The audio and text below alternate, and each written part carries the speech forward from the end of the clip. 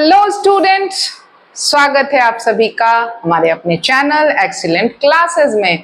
और आज एक बार फिर से हम क्लास 9th के बायोलॉजी का सेल चैप्टर पढ़ेंगे। जी हाँ, cell the fundamental unit of life.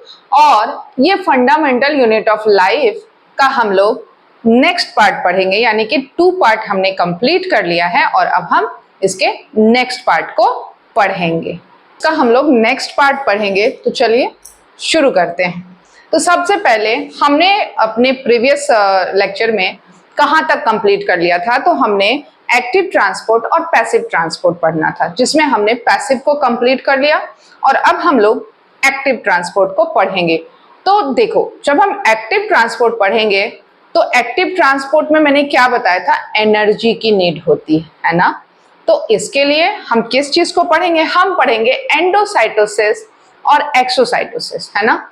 Endocytosis का मतलब क्या होता है, देखो एंडोसाइटोसिस का मतलब होता है किसी चीज को अंदर लेना, ग्रहण करना, अंदर की तरफ लेना, और एक्सोसाइटोसिस मतलब बाहर की तरफ जाना। बहुत ही आसान शब्दों में इन चीजों को आप समझ सकते हो, कोई कॉम्प्लेक्स बनाने की जरूरत नहीं है, बिल्कुल इजी वे में समझते हैं हम, ठीक है। तो देखो, जैसे आप देख पा रहे हो, ये क्या है, एंडोसाइटोसिस एंड एक्सोसाइटोसिस। और ये किसका एग्जाम्पल है, तो बच्चे ये एग्जाम्पल होता है एक्टिव ट्रांसपोर्ट का। हमने प्रीवियसली जो हमने ऑस्मोसिस और डिफ्यूजन पढ़ा था ना, याद है, ऑस्मोसिस एंड डिफ्यूजन जो क्या था, पैसिव ट्रांसपोर्ट का एग्जाम्पल था, और ये हमारा एक्टिव ट्रांसपोर्ट का एग्जाम्पल है ना। तो इसको समझने के लिए हम क्या कर रहे हैं, हम एग्जाम्पल के लिए अमीबा को रखते हैं, है ना। बहुत ही आसान होगा इससे समझना। हम एग्जाम्पल के लिए अमीबा को पढ़ते हैं, अमीबा को समझ लेते हैं, अमीबा के थ्रू हम इस चीज को समझ पाएंगे। तो देख पा रहे हो स्क्रीन पे, ये अमीबा है, और अमीबा अब सिंगल सेल होता है, ये भी पढ़ा है हमने। अमीबा किस तरीके का सेल होता है, अमीबा में सिंगल सेल होता है ना बच्चे। तो सिंगल सेल जब हम पढ़ रहे हैं, तो देखो अमीबा खाना तो खाता है, ये भी खाना तो ये भी खाएगा, फूड की नीड तो इसे भी होती है। तो यहाँ पर क्या हो रहा है, देखो जो फूड होता है, फूड पार्टिकल्स काफी बड़े होते हैं वाटर से, है ना। वाटर गैसेस के फॉर्म में हमने जो डिफ्यूजन और ऑस्मोसिस पढ़ा था।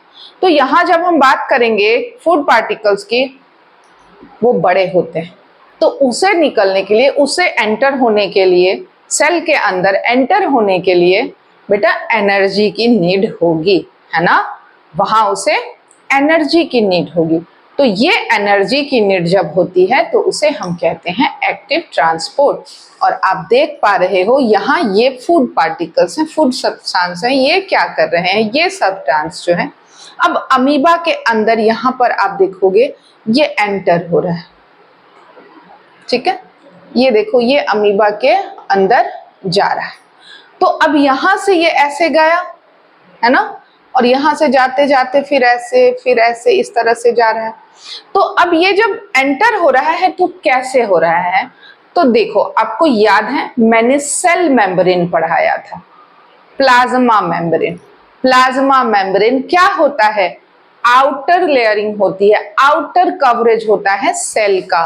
तो यहां देखो ये जो है ना, सी ये क्या है, ये इधर से यहां से ये प्लाज्मा मेम्ब्रेन है, सेल मेम्ब्रेन, आउटर लेयर। तो आप देख पा रहे हो इसे, ऐसे देखो, तो यहाँ पे क्या हो रहा है, ऐसे ये खुल के अमीबा, और फिर प्लाज्मा मेम्ब्रेन क्योंकि फ्लेक्सिबल होता है, स्ट्रक्चर वाइज हमने पढ़ा था, तो किस तरीके का स्ट्रक्चर होता है बच्चे, ये फ्लेक्सिबल होता है। तो कोई भी चीज जब फ्लेक्सिबल है तो वो इस तरह से खुली और ऐसे उसने फूड को, फिर अंदर यहां से फूड एंटर हुआ। तो इसी प्रोसेस को हम क्या कहते हैं, एंडोसाइटोसिस कहते हैं। तो यहां देखो, the cell engulfs in food and other substance from its external environment called endocytosis। engulf का मतलब हुआ जब कोई किसी चीज को निगल जाना ऐसे, तो वहां से हम इसको क्या पढ़ते हैं, एंडो साइटोसिस पढ़ते हैं, राइट। और इसी को क्या होता है, अब ये इसने खाना खाया तो जो सब्सटेंस इसके लिए जरूरी है उसे ये एंटर रखेगा, अपने अंदर रखेगा और वेस्ट मटेरियल को फिर उसी प्रोसेस से बाहर निकाल देगा। तो देखो ये जो एंटर होने का प्रोसेस है इसे हम कहते हैं एंडोसाइटोसिस, और ये जो बाहर जाने का प्रोसेस है इसे हम कहते हैं एक्सोसाइटोसिस। आप इस तरीके से इसको समझ सकते हो। तो अब यहां पर क्या है, the cell expels waste materials और undigested food particles to external environment in is called exocytosis, है ना, occur in amoeba यानी कि सिंगल सेल। ये कहां पे होता है, अमीबा में हो रहा है। और यहां देखो ये वेस्ट मटेरियल, जो देखो अनडाइजेस्टेड फूड होता है उसे वेस्ट मटेरियल में काउंट करते हो और वो फिर हमारे बॉडी से आउट होता है। तो ऐसे इसी प्रोसेस को यहाँ पे हम क्या बोलते हैं, exocytosis and endocytosis. I hope ये समझ में आ गया होगा अच्छे से। बहुत ज्यादा क्या बोलूं, बहुत परेशान करने वाला टॉपिक नहीं है। और यहाँ पर क्या हो रहा है, एनर्जी की रिक्वायरमेंट है। यहाँ पर क्या हो रहा है, एनर्जी की रिक्वायरमेंट है और इस प्रोसेस को ही हम एक्टिव ट्रांसपोर्ट भी बोलते हैं। तो चलो नेक्स्ट देखो क्या है। चलो ये भी एक इंपॉर्टेंट पॉइंट है इसमें। यहाँ पे क्या है, प्रोटोप्लाज्म। तो देखो प्रोटोप्लाज्म क्या होता है, प्रोटोप्लाज्म जो है ना वो एक लिविंग कंटेंट है। क्या है ये, लिविंग कंटेंट्स होता है। कहाँ पर होता है ये, तो ये सेल में लिविंग कंटेंट है। अब यहाँ मैं बात करूं, ये सेल वॉल में इंक्लूड नहीं होता है। किस में इंक्लूड नहीं होता है, ये सेल वॉल को देखो हमने पढ़ा है ना, सेल का पार्ट है, पहले सेल वॉल, फिर प्लाज्मा मेम्ब्रेन, फिर प्रोटोप्लाज्म, इस तरीके से हमने सारा पढ़ा है। तो अब यहाँ पर हम पढ़ रहे हैं वही जो हमारा प्रोटोप्लाज्म है वो क्या होता है, वो लिविंग सेल होता है। सबसे पहली बात तो ये क्या है, लाइव सेल्स में होते हैं और ये प्लांट में बात करेंगे हम, तो इसके बारे में अभी हम लोग पढ़ेंगे। तो देखो एक प्रोसेस क्या है, प्लाज्मोलाइसिस। क्या है ये, प्लाज्मोलाइसिस एग्जाम में आ सकता है, इसलिए इतना बता रही हूँ। तो यहाँ पर इसको पहले हम समझ लेते हैं। अगर अब बात भी किसकी कर रहे हैं हम लोग, लाइव प्लांट्स के, प्लांट सेल की बात करेंगे हम, डेड प्लांट सेल की बात यहाँ पर नहीं करेंगे। तो इसमें क्या होता है, इस प्रोसेस में क्या होता है, अगर हम किसी सेल को क्या होता है हाइपरटोनिक सॉल्यूशन में डालते हैं। कहाँ पे डालते हैं बच्चे, हाइपरटोनिक सॉल्यूशन में अगर हम किसी सेल को डाल दें। हाइपरटोनिक सॉल्यूशन पढ़ाया है पहले, क्या होता है उसमें, तो सेल श्रिंक करता है, सिकुड़ जाता है ना। हाइपर में क्या होता है, higher concentration to lower concentration और lower concentration to higher concentration. तो हाइपर में क्या होता है, जो सेल के अंदर जो सब्सटेंस हैं वो बाहर जाते हैं, क्योंकि वो क्या होते हैं, हाइपर कंस, क्योंकि बाहर हम क्या करते हैं, सॉल्यूट की मात्रा बढ़ा देते हैं, सॉल्वेंट की मात्रा कम कर देते हैं, तो बाहर से अंदर से बाहर जाता है, तो वहां पर हाइपर से लोअर। तो इसलिए सेल क्या होता है, सिकुड़ जाता है, पढ़ाया था ना। तो यहाँ पर जब हम देखेंगे तो जो हमारा प्रोटोप्लाज्म है वो क्या होता है, लिविंग प्लांट, श्रिंक कर जाएगा उसमें, अगर हम डालेंगे तो श्रिंक कर जाएगा। तो अब यहाँ इसे समझ लो, ये रहा हमारा सॉल्यूशन, ये सेल है, न्यूक्लियस, ये इस तरह से है। लेकिन जब इसको हमने इसमें डाला तो ये ऐसा सिकुड़ गया, क्या हो गया, ये श्रिंक कर गया। बट यहाँ पर क्या होता है, जो हमारा सेल वॉल है वो आउटर, ये सेल वॉल में नहीं होता है, सेल वॉल को छोड़ के उसके अंदर, ठीक है, सेल वॉल के अंदर आ जाओ, सेल वॉल में ये नहीं होता है। तो सेल वॉल क्या करता है, वो तो स्टिल रहेगा, वो नहीं सिकुड़ता, उसके अंदर के जो सेल का सब्सटेंस वो सारे सिकुड़ जाते हैं, यहाँ देखो। और इसी प्रोसेस को हम क्या बोलते हैं, प्लाज्मोलाइज्ड सेल। ये प्लाज्मोलाइज्ड सेल है और ये नॉर्मल सेल, तो इसे आप इसे समझ लो। In a hypertonic solution the protoplasm of a living plant, यहाँ देखो लिविंग प्लांट की हम बात कर रहे हैं, डेड प्लांट में ऐसा कुछ भी नहीं होता है, हम डेड प्लांट की बात नहीं करेंगे, वहां कोई रिएक्शन ऑकर नहीं करता है। तो plant shrinks away from the cell wall, this is what we called plasmolysis. इसी प्रोसेस को हम प्लाज्मोलाइसिस कहते हैं। तो देखो, हाइपरटोनिक सॉल्यूशन में डाला, सेल जो है वो वाटर को लूज कर देगा, तो सेल श्रिंक कर जाएगा, higher concentration to lower concentration. Hyper solution है, तो हाइपर सॉल्यूशन में सॉल्यूट ज्यादा होता है, सॉल्वेंट कम होता है, तो सेल के अंदर ही सॉल्वेंट ज्यादा होगा, तो वो वहां पर क्या करेगा, हायर से लोअर जाएगा, तो वो श्रिंक कर जाएगा, है ना। तो इसे ही हम कहते हैं प्लाज्मोलाइसिस। ठीक है, प्लाज्मोलाइसिस, ये याद रखना है इस प्रोसेस को। चलो नेक्स्ट क्या चीज है, तो यहां पर उसी को हमें इस चीज को समझना है। ये नोट है, क्या है, ये डेड प्लांट में नहीं होता है, अभी मैंने बताया ये डेड प्लांट में नहीं होता है। और हम बात करें किसमें, हाइपरटोनिक सॉल्यूशन में, तो जो प्रोटोप्लाज्म है वो स्वेल होना शुरू करेगा। जब हम इसको देखते हैं फिर से, तो ये क्या हो रहा है, यहाँ पर प्रोटोप्लाज्म क्या हो रहा है, प्रिवेंट कर रहा है बर्स्टिंग। यहाँ ये वाला पार्ट देखो, अब इसमें क्या हो रहा है, एक नॉर्मल सेल है, इसे हमने डाला हाइपर में क्या होता है, फूल जाता है सेल, याद है ना, हाइपर में सेल फूल जाता है क्योंकि वो ज्यादा पानी पी लेता, ज्यादा पानी पी लिया, फूल गया। लेकिन इसके फूलने की वजह से ये फूलता है, सेल वॉल नहीं फूलता है। तो अब क्या हो रहा है, सेल फूल के अंदर से एनर्जी लगा रहा है और सेल वॉल बाहर से, है ना, सेल वॉल बाहर से। तो सेल वॉल इसको प्रिवेंट करता है, प्रोटेक्ट करता है, कह सकते हैं, इसको फटने से बचाता है। ये काम हमारा सेल वॉल करता है बच्चे। तो यहां पर क्या है, in a hypertonic solution protoplasm start swelling and puts pressure on the cell wall। देखो सेल वॉल के ऊपर ये प्रेशर क्रिएट करेगा, and cell wall puts equal pressure on protoplasm, और प्रोटोप्लाज्म के ऊपर ये इक्वल जो है वो प्रेशर क्रिएट करेगा, and prevents bursting of cell of plant. Plant cell को ये फटने से बचाता है, प्रिवेंट करता है, प्रोटेक्ट करता है सेल वॉल। इसीलिए सेल वॉल जरूरी होता है, सेल वॉल पढ़ेंगे हम लोग आगे।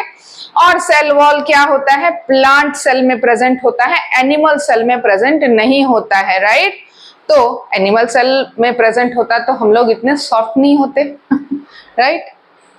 चल, तो अब हम शुरू करते हैं सेल के बहुत ही इंपॉर्टेंट पार्ट को, जिसका नाम क्या है, न्यूक्लियस। हम क्या पढ़ेंगे अब हम पढ़ेंगे न्यूक्लियस को। तो देखो न्यूक्लियस क्या होता है, तो सबसे पहली बात, किसी भी सेल में न्यूक्लियस प्रेजेंट होता है सेंटर में।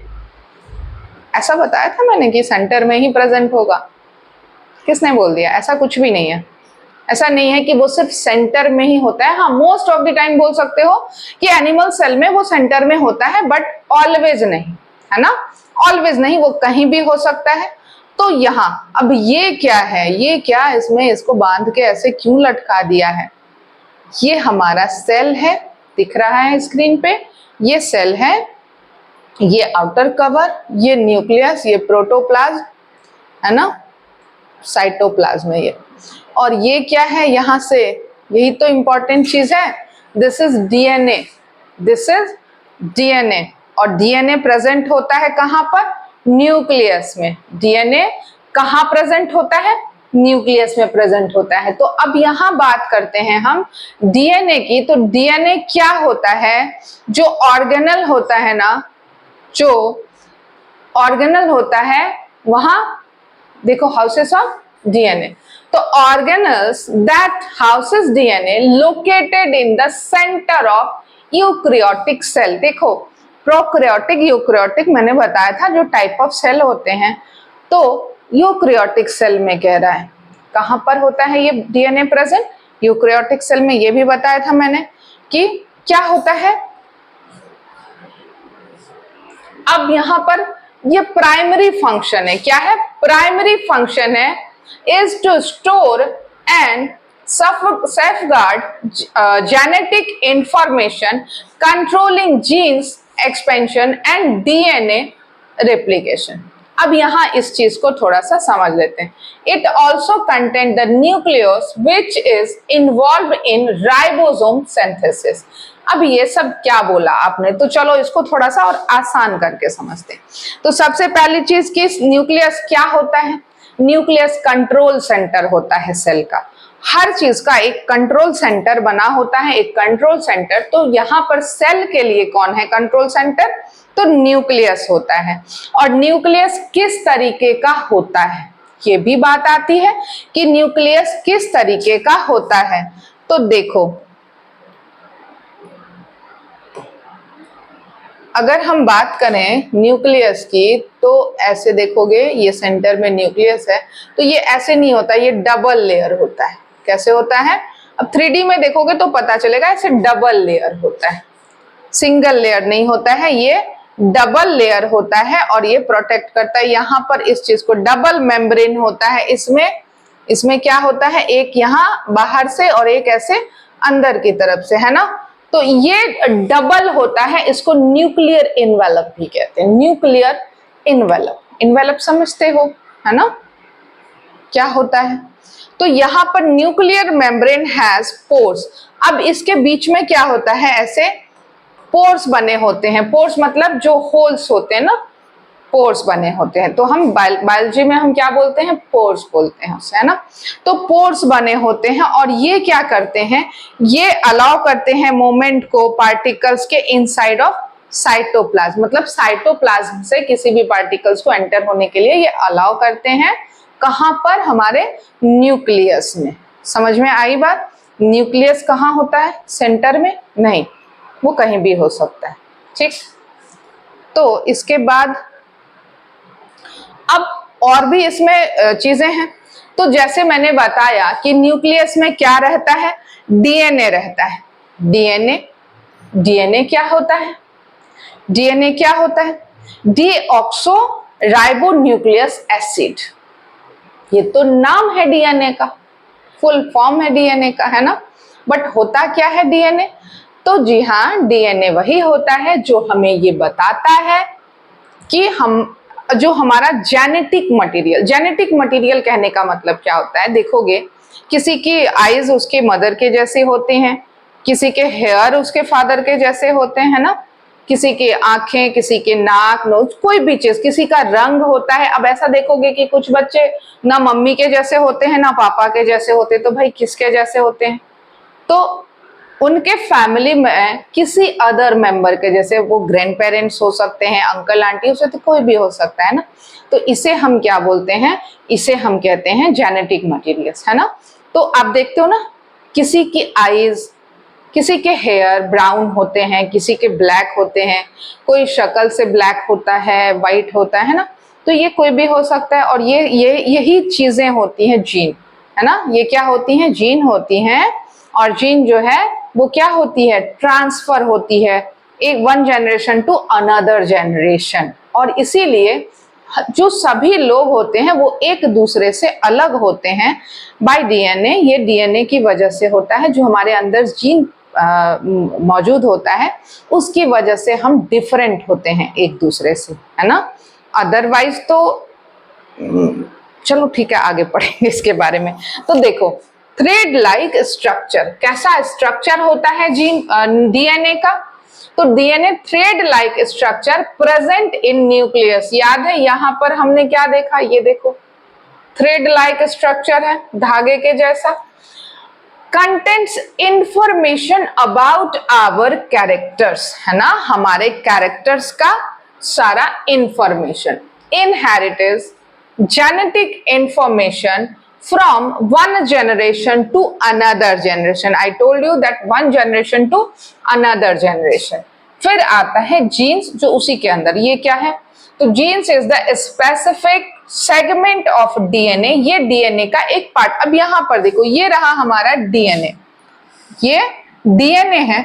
इसी डीएनए का ये स्पेसिफिक पार्ट, ये स्पेसिफिक पार्ट, इसे हम अलग कर लेते हैं। इसे हम, इस पार्ट को हम अलग कर लेते हैं। तो ये जीन्स है, ये जीन्स है जो हमें ये बताता है कि कौन सा कैरेक्टरिस्टिक्स है हमारा, जो हमारे फैमिली में हमारे एक जनरेशन से दूसरे जनरेशन से मीट कर रहा है।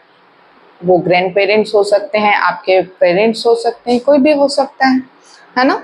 अब एग्जाम्पल के लिए तो बहुत सारी चीजें हैं, बट ये समझने के लिए इतना काफी है। तो genes is the specific segment of DNA that contains the code for a particular characters such as eye colour, skin colour, shapes और नोज और हेयर टाइप etc। जैसे मैंने बताया आपको कि किसी के हेयर, किसी की आईज वो सेम भी होती है, डिफरेंट भी होती है, बट वो होती आपके इनहेरिटेंस ही होती है ना। तो अब यहां से देखो कोड, कोड का मतलब क्या होता है, तो जीन्स में डिफरेंट कोड्स होते हैं।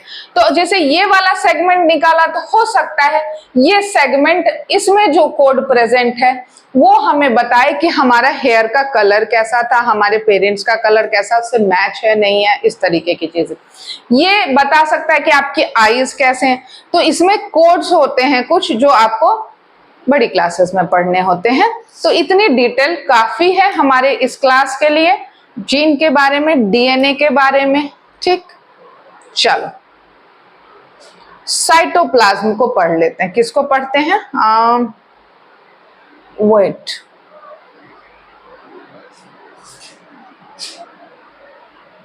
राइबोसोम,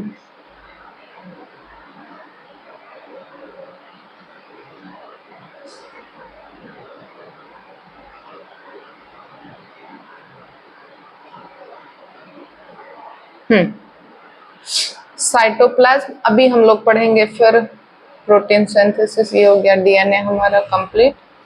ओके, साइटोप्लाज्म देखो, साइटोप्लाज्म क्या होता है।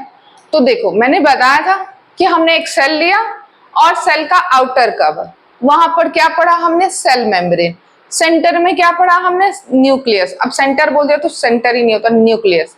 देन अब ये बीच में कुछ व्हाइट व्हाइट सा दिख रहा है, ये जेली लाइक सब्सटेंस, यही होता है हमारा साइटोप्लाज्म। क्या होता है? साइटोप्लाज्म होता है। और साइटोप्लाज्म क्या करता है? ये जेल लाइक मैट्रिक्स कंटेनिंग है, वाटर, सॉल्ट, प्रोटीन और अदर मॉलिक्यूल्स इसमें प्रेजेंट होते हैं। और ये क्या करता है? Occupies intercellular space between the cell membrane and the nucleus. तो ये न्यूक्लियस और सेल मेम्ब्रेन के बीच का पार्ट होता है, वहां पर प्रेजेंट होता है। It play a circular role biochemical, यहां पे हम इस चीज को समझ लेते हैं, जो बायोकेमिकल रिएक्शंस होते हैं ना, वो इसका काम, उस चीज को कंट्रोल करना इसका काम है यहां पर ये चीज। तो एनर्जी का प्रोडक्शन भी यहां पर होता है, एनर्जी का प्रोडक्शन भी यहां पर होता है, और सब्सटेंस ट्रांसपोर्ट भी होता है, और essential for cellular metabolism, it provides structural support of the cell, क्योंकि ये कैसा होता है? जेल लाइक स्ट्रक्चर लेकर के रहता है। तो ये इस तरह, ये डिफरेंट काइंड्स ऑफ वर्क में ये काम आता है। ठीक है, ये साइटोप्लाज्म। हम लोग नेक्स्ट पार्ट पढ़ेंगे, तो चलिए शुरू करते हैं। तो सबसे पहले हमने अपने प्रीवियस लेक्चर में कहां तक कंप्लीट कर लिया था? तो हमने एक्टिव ट्रांसपोर्ट और पैसिव ट्रांसपोर्ट पढ़ना था, जिसमें हमने पैसिव को कंप्लीट कर लिया, और अब हम लोग एक्टिव ट्रांसपोर्ट को पढ़ेंगे। तो देखो, जब हम एक्टिव ट्रांसपोर्ट पढ़ेंगे तो एक्टिव ट्रांसपोर्ट में मैंने क्या बताया था? एनर्जी की नीड होती है ना। तो इसके लिए हम किस चीज को पढ़ेंगे? हम पढ़ेंगे एंडोसाइटोसिस और एक्सोसाइटोसिस, है ना। एंडोसाइटोसिस का मतलब क्या होता है? देखो, एंडोसाइटोसिस का मतलब होता है किसी चीज को अंदर लेना, ग्रहण करना, अंदर की तरफ लेना, और एक्सोसाइटोसिस मतलब बाहर, बाहर की तरफ जाना।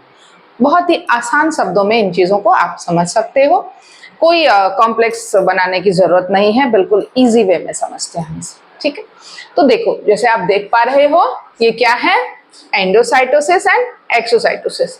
और ये किसका एग्जाम्पल है? तो बच्चे ये एग्जाम्पल होता है एक्टिव ट्रांसपोर्ट का। हमने प्रीवियसली जो हमने ऑस्मोसिस और डिफ्यूजर पढ़ा था ना, याद है? ऑस्मोसिस एंड डिफ्यूजन जो क्या था?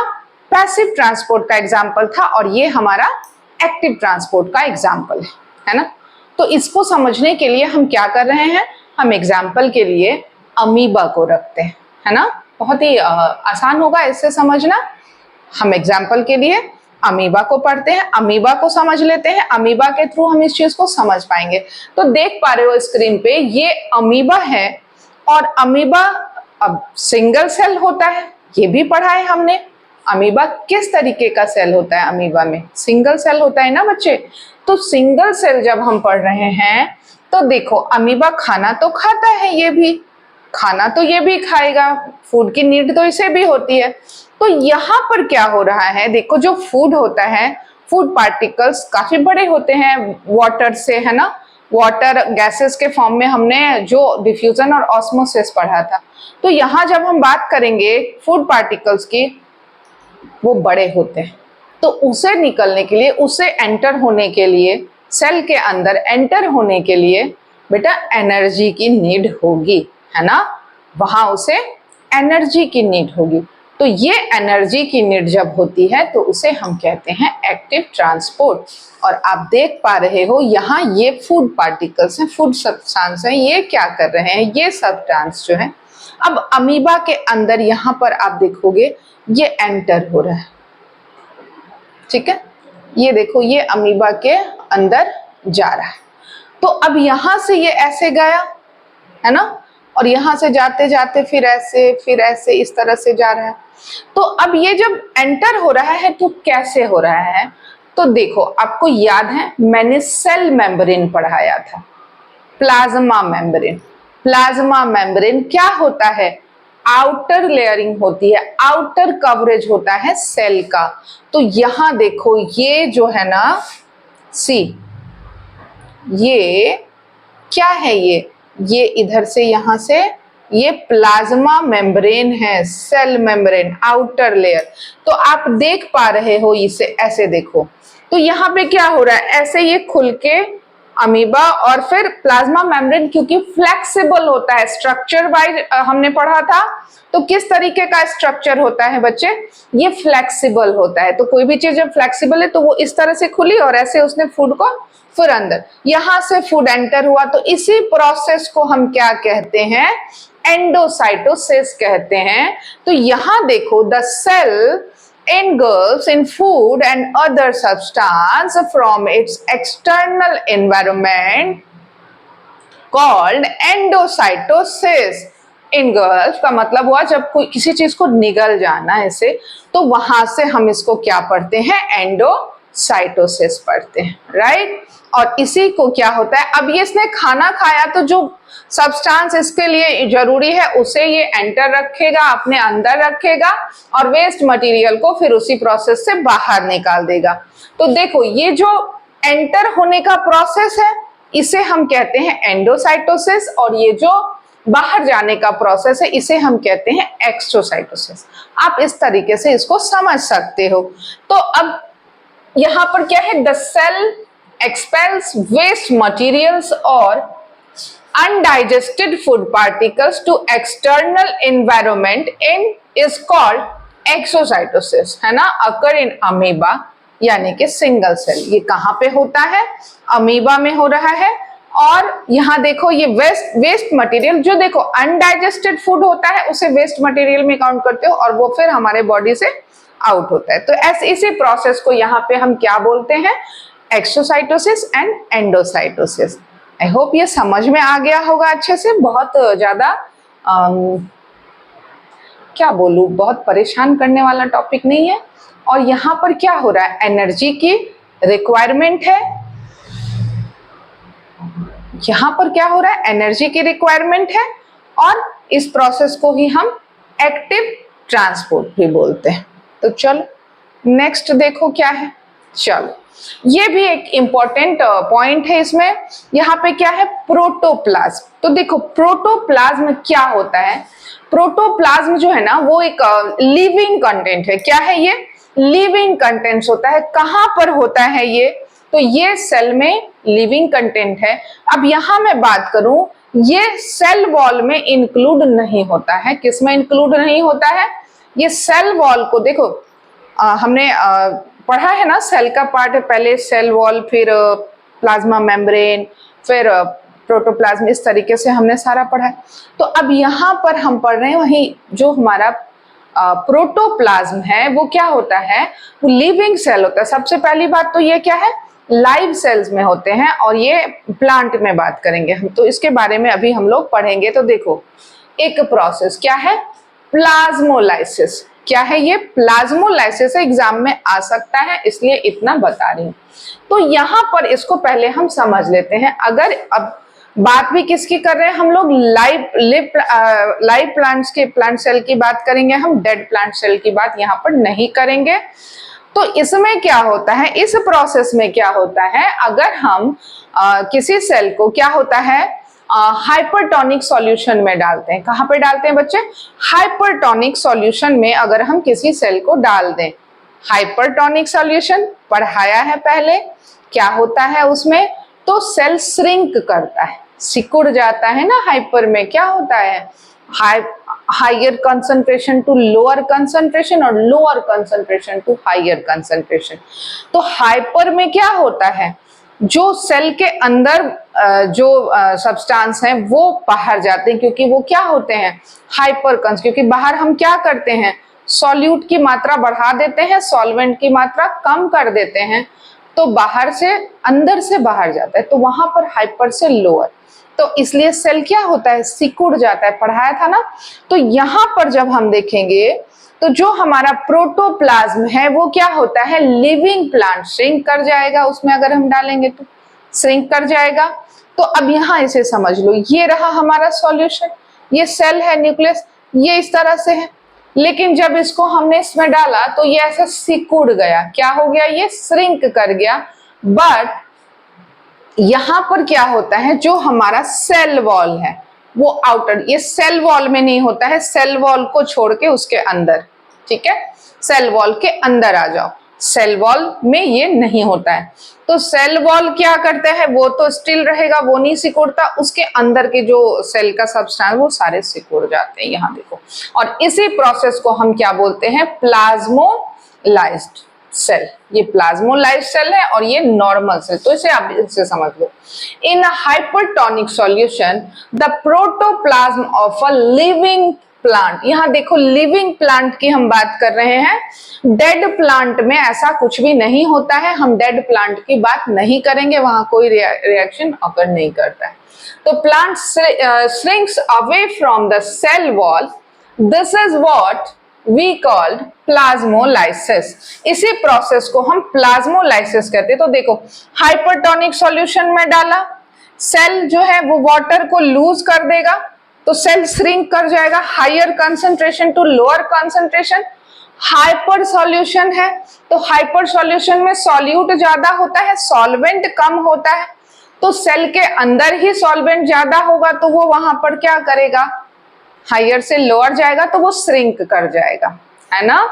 तो इसे ही हम कहते हैं प्लाज्मोलाइसिस, ठीक है, प्लाज्मोलाइसिस, ये याद रखना है इस प्रोसेस को। चलो नेक्स्ट क्या चीज है, तो यहाँ पर उसी को हमें इस चीज को समझना है, ये नोट है, क्या है, ये डेड प्लांट में नहीं होता है, अभी मैंने बताया ये डेड प्लांट में नहीं होता है। और हम बात करें किसमें, हाइपरटोनिक सॉल्यूशन में, तो जो प्रोटोप्लाज्म है वो स्वेल होना शुरू करेगा। जब हम इसको देखते हैं फिर से, तो ये क्या हो रहा है, यहाँ पर प्रोटोप्लाज्म क्या हो रहा है, प्रिवेंट कर रहा है बर्स्टिंग, यहाँ ये वाला पार्ट देखो। अब इसमें क्या हो रहा है, एक नॉर्मल सेल है, इसे हमने डाला हाइपर में क्या होता है, फूल जाता है सेल, याद है ना, हाइपर में सेल फूल जाता है, क्योंकि वो ज्यादा पानी पी लेता, ज्यादा पानी पी लिया, फूल गया।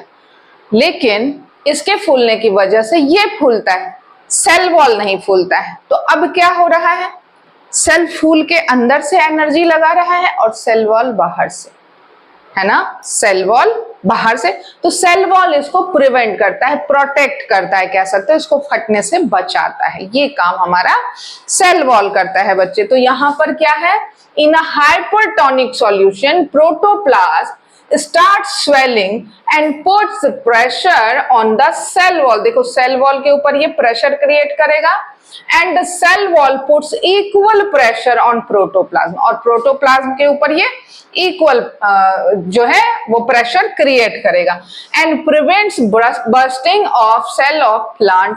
प्लांट सेल को ये फटने से बचाता है, प्रिवेंट करता है, प्रोटेक्ट करता है सेल वॉल। इसीलिए सेल वॉल जरूरी होता है। सेल वॉल पढ़ेंगे हम लोग आगे। और सेल वॉल क्या होता है? प्लांट सेल में प्रेजेंट होता है, एनिमल सेल में प्रेजेंट नहीं होता है, राइट। तो एनिमल सेल में प्रेजेंट होता तो हम लोग इतने सॉफ्ट नहीं होते राइट। चल, तो अब हम शुरू करते हैं सेल के बहुत ही इंपॉर्टेंट पार्ट को, जिसका नाम क्या है? न्यूक्लियस। हम क्या पढ़ेंगे अब हम पढ़ेंगे न्यूक्लियस को। तो देखो न्यूक्लियस क्या होता है। तो सबसे पहली बात, किसी भी सेल में न्यूक्लियस प्रेजेंट होता है सेंटर में। ऐसा बताया था मैंने कि सेंटर में ही प्रेजेंट होगा? किसने बोल दिया? ऐसा कुछ भी नहीं है। ऐसा नहीं है कि वो सिर्फ सेंटर में ही होता है। हाँ, मोस्ट ऑफ द टाइम बोल सकते हो कि एनिमल सेल में वो सेंटर में होता है, बट ऑलवेज नहीं, है ना। ऑलवेज नहीं, वो कहीं भी हो सकता है। तो यहाँ अब ये क्या है? ये क्या इसमें इसको बांध के ऐसे क्यों लटका दिया है? ये हमारा सेल है, दिख रहा है स्क्रीन पे। ये सेल है, ये आउटर कवर, ये न्यूक्लियस, ये प्रोटोप्लाज्म, है ना, साइटोप्लाज्म है ये। और ये क्या है? यहां से यही तो इंपॉर्टेंट चीज है। This is DNA, this is DNA. और डीएनए प्रेजेंट होता है कहां पर? न्यूक्लियस में। डीएनए कहां प्रेजेंट होता है? न्यूक्लियस में प्रेजेंट होता है। तो अब यहां बात करते हैं हम डीएनए की। तो डीएनए क्या होता है? जो ऑर्गेनल होता है ना, जो ऑर्गेनल होता है वहां देखो हाउसेस ऑफ डीएनए। तो organelles that houses DNA located in the centre of eukaryotic cell. देखो प्रोकैरियोटिक, यूकैरियोटिक मैंने बताया था जो टाइप ऑफ सेल होते हैं। तो यूकैरियोटिक सेल में कह रहा है कहां पर होता है ये डीएनए प्रेजेंट? यूकैरियोटिक सेल में। ये भी बताया था मैंने कि क्या होता है। अब यहां पर ये प्राइमरी फंक्शन है। क्या है? प्राइमरी फंक्शन है is to store and safeguard genetic information, controlling genes expansion and DNA replication। अब यहाँ इस चीज को थोड़ा सा समझ लेते हैं। It also contains the nucleus which is involved in ribosome synthesis। अब ये सब क्या बोला आपने? तो चलो इसको थोड़ा सा और आसान करके समझते हैं। तो सबसे पहली चीज कि न्यूक्लियस क्या होता है? न्यूक्लियस कंट्रोल सेंटर होता है सेल का। हर चीज का एक कंट्रोल सेंटर बना होता है, एक कंट्रोल सेंटर। तो यहाँ पर सेल के लिए कौन है कंट्रोल सेंटर? तो न्यूक्लियस होता है। और न्यूक्लियस किस तरीके का होता है, ये भी बात आती है कि न्यूक्लियस किस तरीके का होता है। तो देखो अगर हम बात करें न्यूक्लियस की, तो ऐसे देखोगे ये सेंटर में न्यूक्लियस है, तो ये ऐसे नहीं होता, ये डबल लेयर होता है। कैसे होता है? अब 3D में देखोगे तो पता चलेगा, ऐसे डबल लेयर होता है, सिंगल लेयर नहीं होता है, ये डबल लेयर होता है। और ये प्रोटेक्ट करता है यहाँ पर इस चीज को, डबल मेम्ब्रेन होता है इसमें क्या होता है? एक यहाँ बाहर से और एक ऐसे अंदर की तरफ से, है ना। तो ये डबल होता है, इसको न्यूक्लियर इन्वेलप भी कहते हैं। न्यूक्लियर इन्वेलप समझते हो, है ना, क्या होता है? तो यहाँ पर न्यूक्लियर मेम्ब्रेन हैज पोर्स। अब इसके बीच में क्या होता है? ऐसे पोर्स बने होते हैं। पोर्स मतलब जो होल्स होते हैं ना, पोर्स बने होते हैं। तो हम बायोलॉजी में हम क्या बोलते हैं? पोर्स बोलते हैं उसे, है ना। तो पोर्स बने होते हैं और ये क्या करते हैं? ये अलाउ करते हैं मूवमेंट को पार्टिकल्स के इनसाइड ऑफ साइटोप्लाज्म। मतलब साइटोप्लाज्म से किसी भी पार्टिकल्स को एंटर होने के लिए ये अलाउ करते हैं। कहां पर? हमारे न्यूक्लियस में। समझ में आई बात? न्यूक्लियस कहां होता है? सेंटर में नहीं, वो कहीं भी हो सकता है, ठीक। तो इसके बाद अब और भी इसमें चीजें हैं। तो जैसे मैंने बताया कि न्यूक्लियस में क्या रहता है? डीएनए रहता है। डीएनए डीएनए क्या होता है? डीएनए क्या होता है? डीऑक्सो राइबोन्यूक्लियस एसिड। ये तो नाम है डीएनए का, फुल फॉर्म है डीएनए का, है ना। बट होता क्या है डीएनए? तो जी हाँ, डीएनए वही होता है जो हमें ये बताता है कि हम जो हमारा जेनेटिक मटेरियल कहने का मतलब क्या होता है? देखोगे किसी की आईज उसके मदर के जैसे होते हैं, किसी के हेयर उसके फादर के जैसे होते हैं ना, किसी के आंखें, किसी के नाक, नोज, कोई भी चीज, किसी का रंग होता है। अब ऐसा देखोगे कि कुछ बच्चे ना मम्मी के जैसे होते हैं ना पापा के जैसे होते, तो भाई किसके जैसे होते हैं? तो उनके फैमिली में किसी अदर मेंबर के जैसे, वो ग्रैंड पेरेंट्स हो सकते हैं, अंकल आंटी, उससे तो कोई भी हो सकता है ना। तो इसे हम क्या बोलते हैं? इसे हम कहते हैं जेनेटिक मटेरियल्स, है ना। तो आप देखते हो ना, किसी की आईज, किसी के हेयर ब्राउन होते हैं, किसी के ब्लैक होते हैं, कोई शक्ल से ब्लैक होता है, वाइट होता है ना। तो ये कोई भी हो सकता है। और यही चीजें होती हैं जीन, है ना। ये क्या होती हैं? जीन होती हैं। और जीन जो है वो क्या होती है? ट्रांसफर होती है एक one generation to another generation. और इसीलिए जो सभी लोग होते हैं वो एक दूसरे से अलग होते हैं बाय डीएनए। ये डीएनए की वजह से होता है, जो हमारे अंदर जीन मौजूद होता है उसकी वजह से हम डिफरेंट होते हैं एक दूसरे से, है ना। अदरवाइज तो चलो ठीक है, आगे पढ़ेंगे इसके बारे में। तो देखो, थ्रेड लाइक स्ट्रक्चर, कैसा स्ट्रक्चर होता है जीन डीएनए का? तो DNA thread like structure present in nucleus. याद है यहां पर हमने क्या देखा? ये देखो, थ्रेड लाइक स्ट्रक्चर है, धागे के जैसा। Contents information about our characters, है ना, हमारे कैरेक्टर्स का सारा information. Inheritance, genetic information from one generation to another generation. I told you that one generation to another generation. फिर आता है जीन्स, जो उसी के अंदर, ये क्या है? तो genes is the specific segment of DNA. ये डीएनए का एक पार्ट। अब यहां पर देखो, ये रहा हमारा डीएनए, ये डीएनए है। इसी डीएनए का ये स्पेसिफिक पार्ट, ये स्पेसिफिक पार्ट, इसे हम अलग कर लेते हैं, इसे हम, इस पार्ट को हम अलग कर लेते हैं। तो ये जीन्स है, ये जीन्स है जो हमें ये बताता है कि कौन सा कैरेक्टरिस्टिक्स है हमारा, जो हमारे फैमिली में हमारे एक जनरेशन से दूसरे जनरेशन से मीट कर रहा है। वो ग्रैंड पेरेंट्स हो सकते हैं, आपके पेरेंट्स हो सकते हैं, कोई भी हो सकता है ना। अब एग्जाम्पल के लिए तो बहुत सारी चीजें हैं, बट ये समझने के लिए इतना काफी है।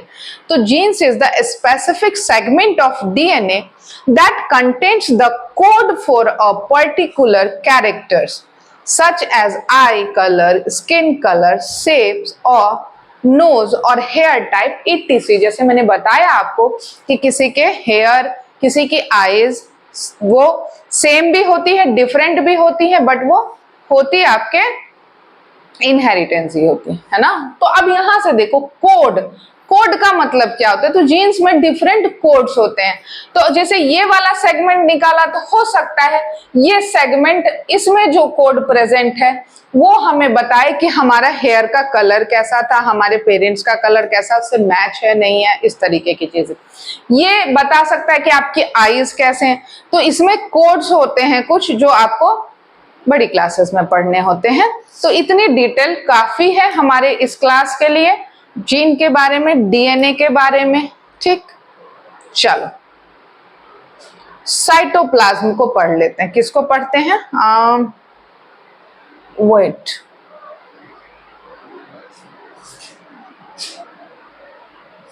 राइबोसोम,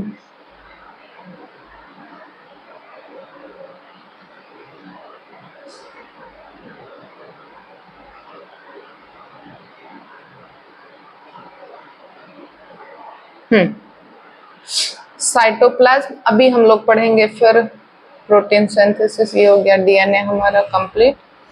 ओके, साइटोप्लाज्म देखो, साइटोप्लाज्म क्या होता है?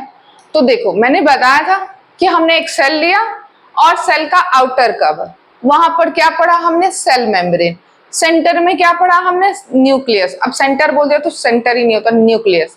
देन अब ये बीच में कुछ व्हाइट व्हाइट सा दिख रहा है, ये जेली लाइक सब्सटेंस, यही होता है हमारा साइटोप्लाज्म। क्या होता है, साइटोप्लाज्म होता है। और साइटोप्लाज्म क्या करता है, ये जेल लाइक मैट्रिक्स कंटेनिंग है, वाटर, सॉल्ट, प्रोटीन और अदर मॉलिक्यूल्स इसमें प्रेजेंट होते हैं।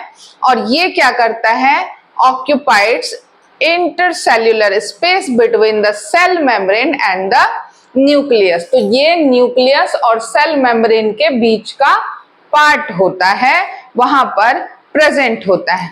It play a circular role biochemical, यहां पे हम इस चीज को समझ लेते हैं, जो बायोकेमिकल रिएक्शंस होते हैं ना, वो इसका काम, उस चीज को कंट्रोल करना इसका काम है यहां पर ये चीज। तो एनर्जी का प्रोडक्शन भी यहां पर होता है, एनर्जी का प्रोडक्शन भी यहां पर होता है, और सब्सटेंस ट्रांसपोर्ट भी होता है। और essential for cellular metabolism, it provides structural support of the cell, क्योंकि ये कैसा होता है, जेल लाइक स्ट्रक्चर लेकर के रहता है। तो ये साइटोप्लाज्म होता है। Okay, what next. तो अब देखो प्रोटीन सिंथेसिस। प्रोटीन सिंथेसिस में क्या होता है, तो ये सेल्यूलर स्ट्रक्चर के लिए, उसके बिल्ड होने के लिए, रिपेयर होने के लिए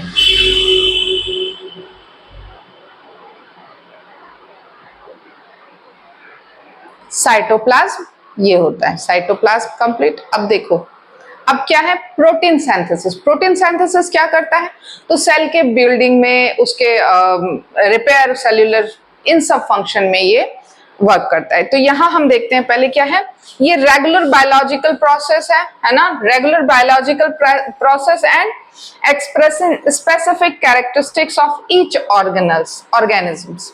यहां पर ये चीज ध्यान में रखना है। अब अरे ये क्या, राइबोसोम, किसका नाम आ गया हमारे पास, राइबोसोम। तो राइबोसोम क्या करता है, देखो राइबोसोम का काम क्या होता है, ये बहुत ही एसेंशियल होता है ऑर्गेनल्स के लिए, सेलुलर फंक्शन और सर्वाइवल के लिए। क्योंकि ये क्या होता है, ये प्रोटीन, ये क्या बनाता है, तो ये प्रोटीन बनाता है ना।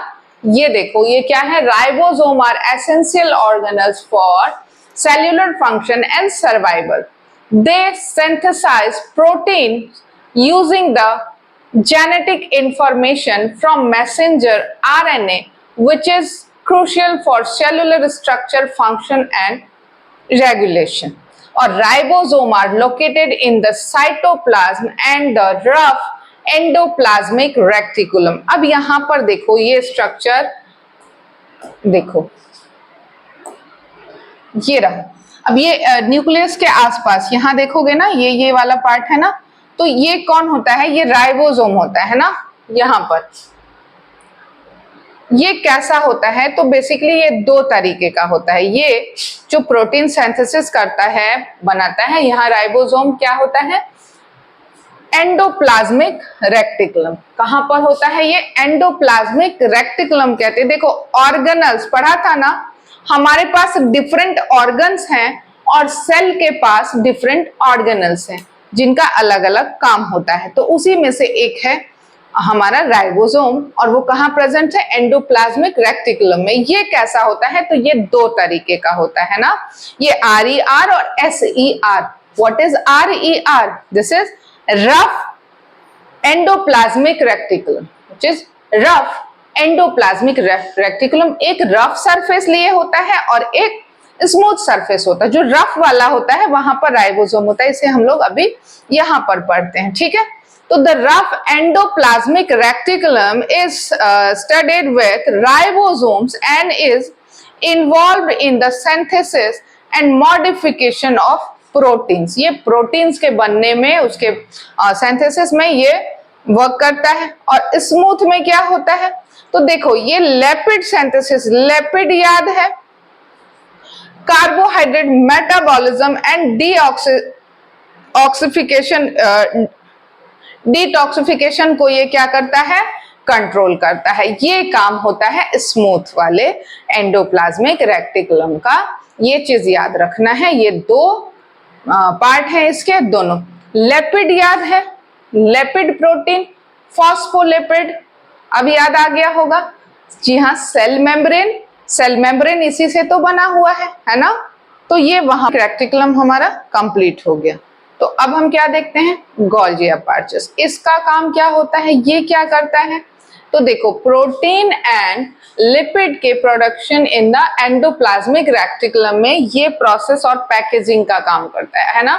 और it synthesis carbohydrate and lipoproteins and it essential for maintaining the cells internal balance and facilitating communication with the outside।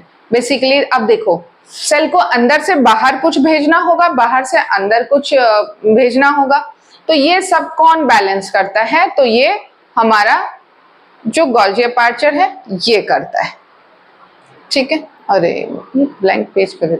अब हम बात करते हैं एनर्जी सप्लाई की। तो देखो एनर्जी सप्लाई किस लिए, तो to carry out vital function and necessary metabolic processes essential for the proper functioning of the cell and और ऑर्गेनिजम्स। किसी भी ऑर्गेनिज्म को क्या चाहिए बेटा, एनर्जी सप्लाई तो चाहिए। Without energy they can't survive. तो ये काम कौन करता है, ये एनर्जी सप्लाई का काम कौन करता है, तो माइटोकॉन्ड्रिया। हम किसके बारे में पढ़ रहे हैं अभी, माइटोकॉन्ड्रिया के बारे में। तो माइटोकॉन्ड्रिया कहां पर प्रेजेंट होता है, तो देखो माइटोकॉन्ड्रिया जो होता है ना यूकैरियोटिक सेल में प्रेजेंट होता है। कहां पर, यूकैरियोटिक। तो यूकैरियोटिक सेल कौन होते हैं, एनिमल एंड प्लांट, है ना। तो ये कहां पर प्रेजेंट है, तो present in eukaryotic animal and plant cells. देखो ये प्राइमरी फंक्शन होता है, there primary function in energy generation through cellular respiration. तो सेल्यूलर रेस्पिरेशन में जो एनर्जी जनरेशन का वर्क होता है वो कौन करता है, माइटोकॉन्ड्रिया करता है। कहां पर, यूकैरियोटिक सेल्स जो कि कौन है, प्लांट एंड एनिमल्स हैं। तो एटीपी याद आया, अब तो पढ़ना पड़ेगा। Yes that is ATP. नहीं भाई, ये एटीपी जो एनर्जी प्रोड्यूस करता है ये क्या करता है, generation, energy generation through cellular representation, cellular respiration. नहीं, ये क्या है, एटीपी प्रोडक्शन क्या होता है, function in energy generation through cellular respiration. किसके थ्रू, सेल्यूलर रेस्पिरेशन के थ्रू एनर्जी को प्रोड्यूस करने का काम कौन करता है, प्लांट सेल में और एनिमल सेल में माइटोकॉन्ड्रिया। ये नाम याद रख लेना एटीपी के लिए। ओके, तो the double membrane of mitochondria, इस तरीके का स्ट्रक्चर होता है माइटोकॉन्ड्रिया का, allow for the organisation of various stage the respiratory chain, making it crucial for cellular function and survival. ये इसका जो डबल लेयर स्ट्रक्चर होता है और ये काम करता है एटीपी के लिए। ओके, देन कौन आता है, क्लोरोप्लास्ट। क्या नाम है इसका, क्लोरोप्लास्ट। अब क्लोरोप्लास्ट जो होता है ना बेटा, वो सिर्फ और सिर्फ प्लांट सेल में होता है। क्लोरोप्लास्ट कहाँ प्रेजेंट होता है, ओनली प्लांट सेल में प्रेजेंट होता है, क्योंकि वो फोटोसिंथेसिस करते हैं। हम लोग फोटोसिंथेसिस नहीं करते हैं, हम अपना फूड प्रिपेयर नहीं करते हैं फोटोसिंथेसिस से, सिर्फ प्लांट करते हैं। तो इसका काम क्या होता है बच्चे, इसका काम क्या होता है, सोलर एनर्जी को केमिकल एनर्जी में कन्वर्ट करना। सोलर एनर्जी को केमिकल एनर्जी में कन्वर्ट करने का काम होता है क्लोरोप्लास्ट का। तो चलिए पढ़ लेते हैं इसने क्या है कह रखा है। तो exclusive to plant cell and photosynthetic organism, जो भी ऑर्गेनिज्म जो फोटोसिंथेसिस करता है वहां ये प्रेजेंट होता है। तो chloroplast carry out photosynthesis converting solar energy into chemical energy. Solar energy को क्या करता है, ये केमिकल एनर्जी में कन्वर्ट कर देता है।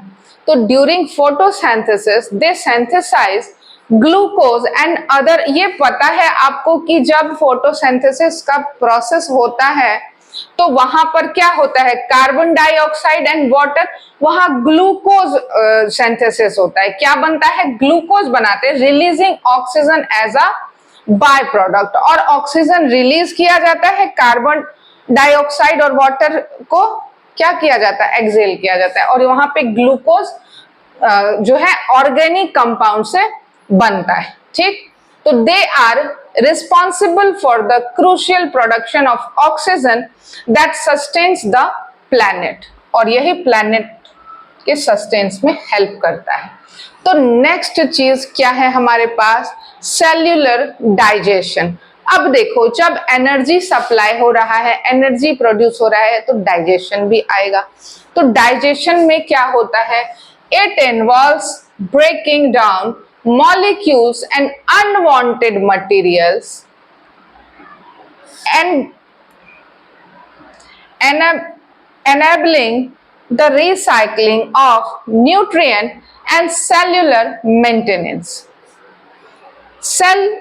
Cellular digestion क्या करता है, it involves breaking down molecules and unwanted materials, enabling the recycling of nutrient and the cellular maintenance. मैंने बताया कि सेल्यूलर डाइजेशन की भी नीड होगी इसे, तो कौन करता है इसमें इसकी हेल्प, लाइजोसोम। सुना है ये नाम, लाइजोसोम नाम तो सुना होगा, है ना। लाइजोसोम क्या करता है, लाइजोसोम ये क्या कंटेन करता है, ये है हमारा लाइजोसोम। ये कंटेन करता है डाइजेस्टिव एंजाइम्स। बेसिकली देखो, एंजाइम्स होते हैं हमारे बॉडी में बहुत सारे, जो हमारे डाइजेशन में हेल्प करता है, जो फूड को, फूड सब्सटेंस को क्या करता है, डाइजेशन में हेल्प करता है एंजाइम। और enzyme that break down molecules and unwanted cellular materials. आपने देखा होगा कई बार जिन लोगों को प्रॉब्लम होती है डाइजेशन में, इसमें तो डॉक्टर भी मेडिसिन देते हैं ना, लिक्विड, उसमें एंजाइम ही देते हैं। तो वो बेसिकली क्या करता है, वो सेल्यूलर डाइजेशन का वर्क करता है। ओके, तो they facilitate cellular digestion by disposing of wastage, recycling nutrients and defending against photogenic invasions, है ना। तो ये काम है किसका, ये काम करता है हमारा लाइजोसोम। ये वर्क कौन करता है, ये करता है लाइजोसोम। आई होप आप लोगों को ये समझ में आ रहा होगा। पेरोक्सिज्म ये क्या करता है, तो ये जो है ना, ये भी एंजाइम कंटेन करता है degrade hydrogen peroxide and toxic compound से, thereby protecting the cell from oxidating damage. ये सेल को ऑक्सीडेटिंग डैमेज होने से प्रोटेक्ट करता है। और यहां हम देखते हैं क्या, ये क्या रोल प्ले करता है, तो ये जो सिंथेसिस है, डाइग्रेशन है लिपिड एंड बाइल एसिड का, regulating lipid metabolism and overall homeostasis, ये काम होता है इन दोनों का। तो आगे क्या है, सपोर्ट एंड मूवमेंट। अब क्या आता है बच्चे, सपोर्ट एंड मूवमेंट।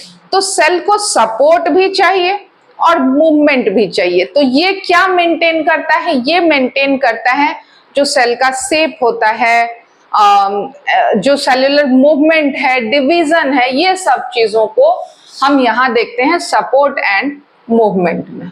तो सबसे पहले कौन आता है यहाँ पर, साइटोस्केलेटन। कौन आता है, साइटोस्केलेटन।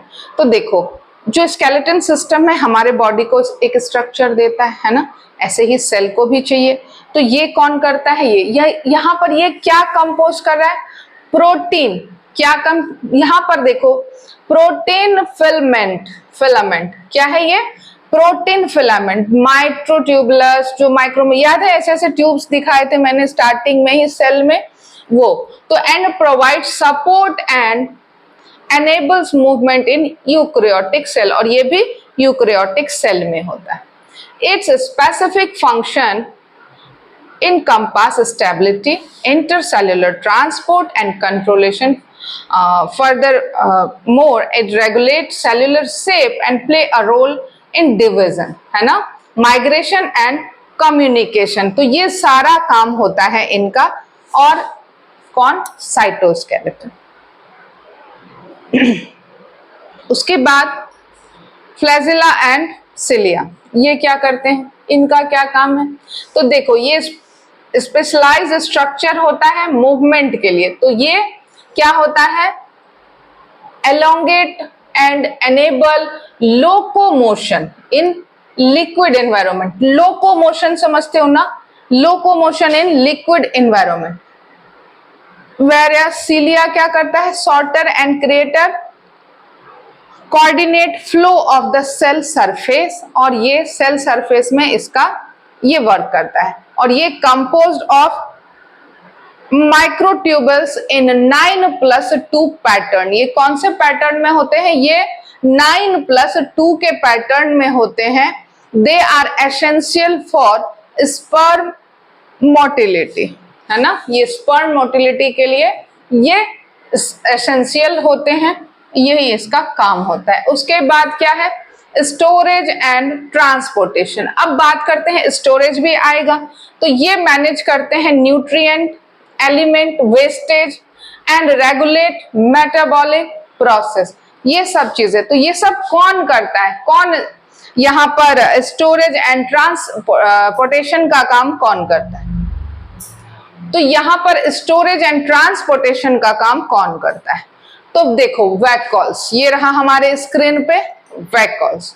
वैक्यूल्स का काम क्या होता है? तो देखो, membrane bound organelles found plant cell and some animal cell. Vacuoles जो होता है ऐसा शेप लिए होता है, और ये प्लांट सेल में और एनिमल सेल में प्रेजेंट होता है। न्यूट्रिएंट को स्टोर करता है, water, ions, waste material, regulating, है ना, प्रेशर एंड ऑस्मोटिक बैलेंस। ये सारा काम कौन करता है? हमारा वैक्यूल्स करता है। Vacuoles can also be involve in the digestion of substance and serve as a defence mechanism against predator by containing toxins. Okay, then कौन आ गया हमारे पास? वेसल्स एंड एंडोसोम्स, है ना, वेसल्स एंड एंडोसोम, ये जो आप देख रहे हो ना, ये। तो इनका काम क्या होता है? ये क्या करते हैं? ये भी स्पेसिफिक ट्रांसपोर्ट में है, मेम्ब्रेन है ना, specific material between organelle and cell membrane, organelle से सेल मेम्ब्रेन के बीच में, है ना। तो वेसल्स क्या करते हैं? They transport material from the endoplasmic reticulum and, जो ईआर में पढ़ा था, गोल्जी प्रोसेस से अदर डेस्टिनेशन तक। और इनका काम क्या है? They capture and distribute materials from degradation, recycling और their incorporation into metabolic pathway. ये काम होता है इसका। ओके, तो चलो, अब ये चैप्टर हमारा यहीं पर खत्म हो गया। ये चैप्टर हमारा यहाँ पर खत्म हो गया, एंड हो गया। अच्छे से पढ़ना है इस चैप्टर को, और चैनल को लाइक, शेयर एंड सब्सक्राइब करना नहीं भूलना है। Thank you.